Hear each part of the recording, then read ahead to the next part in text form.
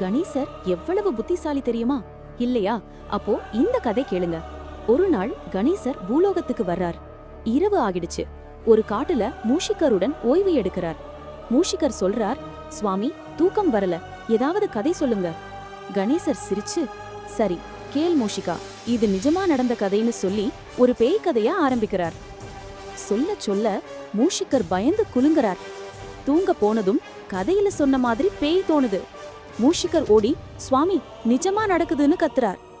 கணேசர் சிரிச்சு, பேய் இருந்தா அந்த மரத்துல பழம் விழட்டும் சொன்னதும் பழம் விழுது. மறையட்டும்னா மறைஞ்சு போச்சு. பின்னே பையை எடுத்து, இங்கே பேய் இருந்தா இதுல வரட்டும்னு சொன்னதும் பேய் பைக்குள்ள புகுந்துடுது. கணேசர் கட்டி வச்சு சிரிச்சு, என்ன மூஷிகா, இப்போ சிரிக்கிறியா அல்லது அழுகிறியான்னு கேக்குறார். இப்படிதான் நம்ம புத்திசாலி விநாயகர். வீடியோ பிடிச்சிருந்தா லைக் பண்ணுங்க, ஷேர் பண்ணுங்க. கணேசர் அருளுக்கு